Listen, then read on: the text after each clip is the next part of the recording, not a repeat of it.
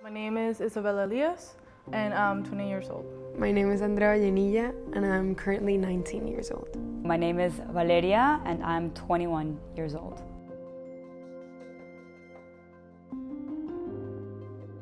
During my time being a freshman in high school, that's when I started to gain a lot of weight. My mom started to not be happy with the way I was eating, with the way I was looking, and she wanted me to try a diet with the doctor. I lost probably about 20 pounds. But after doing that diet, I just was so obsessed with losing more weight that I chose to eat less, and that's when my journey started. I would say that it has to do with the fact that I was enrolled into this diet against my will, and then I feeling pressure from my family. Back in Venezuela, my family struggles with overweight. My mom had that culture from Hispanics that being skinny equaled being healthy. So she took us to nutritionists, and the first things they would do would be take off our carbs or even give us pills to stop our hunger. At home, my mom was always behind me and my sister that like, you guys need to lose weight. I did every sport you can imagine. I was there doing it not because I liked it, but because I needed to. My sister literally sewed her mouth so she didn't eat anything that was not liquid. My older sibling, she cut her stomach so she could lose weight. So losing weight has always been something that has been a pressure for me. A lot of my thoughts that led to me having an eating disorder when I was older came from one time when I went to the doctor's office and the doctor said I was obese. And I really took that to heart. From that day on, I started measuring my food. I didn't start noticing my habits again until I was 14 because I realized that I started going beyond just like seeing how many times a day I had been eating. I started changing. I became more conscious of the concept of like what's healthy and what's unhealthy. And then I started becoming very obsessive with that. The eating disorder anorexia is characterized by an abnormally low body weight, a strong fear of gaining weight, and a distorted sense of weight. About 9% of the US population has an eating disorder, or 28.8 million of Americans will have an eating disorder in their lifetime. Out of these people, 10,200 deaths each year are the direct result of an eating disorder. That's one death every 52 minutes. Researchers haven't identified one unifying cause for eating disorders. Instead, the interaction between a combination of factors, such as genetics, environment, and trauma, increase the likelihood of developing an eating disorder. I'm Dr. Nora Hernandez. I'm a licensed psychologist for the state of Florida. During the last 20 years, I have treated especially adolescents, female, with eating disorders. Eating disorders are characterized by having an altered pattern of behavior related with food or eating, which is going to impact the amount of food that the individual ingests, and definitely is going to impact physical health and psychological and social daily functioning. I remember like I would wake up, I had a journal, I would write everything that I ate. I would search up the calories on Google, I would write it next to it, and then I would just keep track of how many calories I was eating a day.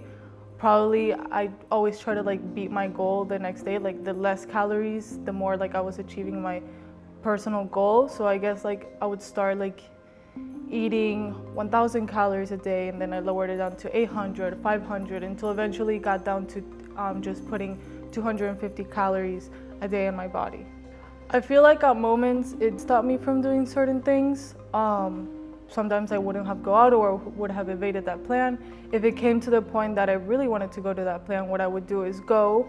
If I wanted to eat something, I would eat it. But then I resorted to laxatives. I would go home and I would take like 6 to 8 pills and just let it all out. I was tired of my mom telling me a phrase that always stuck with me and she repeated constantly was las gordas no van para el baile, which basically means the fat girls are not even relevant. So it was something that was constantly in the back of my head, and I was like, okay, I'm gonna do something about it. The only thing I knew that worked was that diet I did in Venezuela back before coming here, and I was eating nothing. My breakfast was 2 egg whites, my lunch was 1 apple, and my dinner was maybe nothing or 2 more egg whites, something that was considered extremely healthy. I started exercising twice a day, and I knew that things started to go downhill once I would weigh myself and that number would change. I would become very aggressive with myself, like mentally and even physically.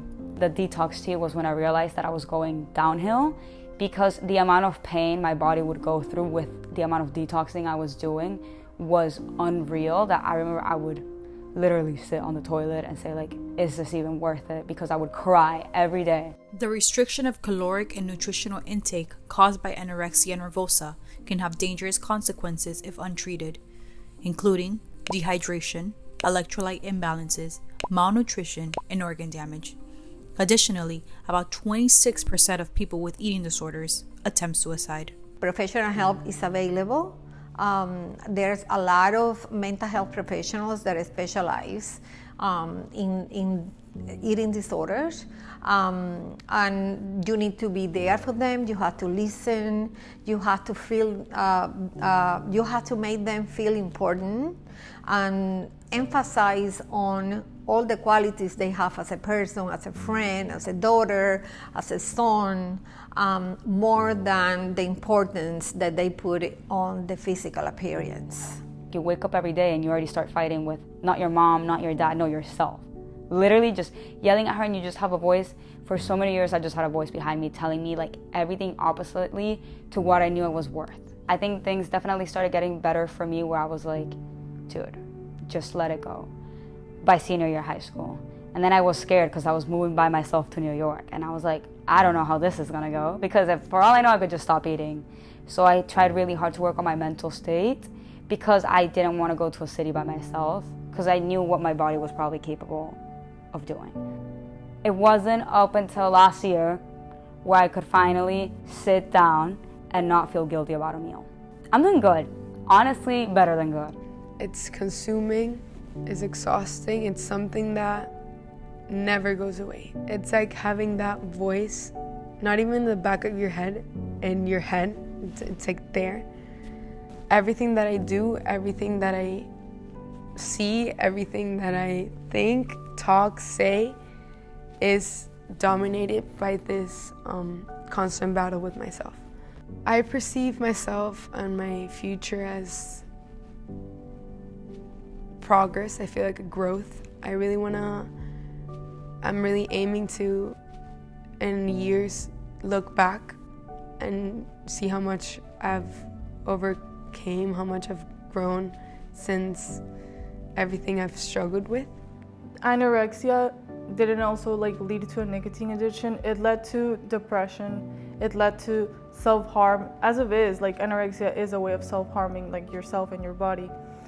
Well, after getting help, going to a psychiatrist for 3 years, I would say that now I'm really happy with my life. I'm happy with my body.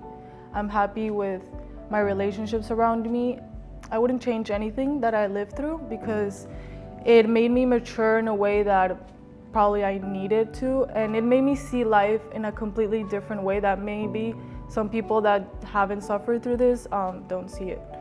I guess I just realized that even if I was the skinniest person in the world, I still wasn't happy. Now I love where I am, and I love how much I've learned from that journey and that experience.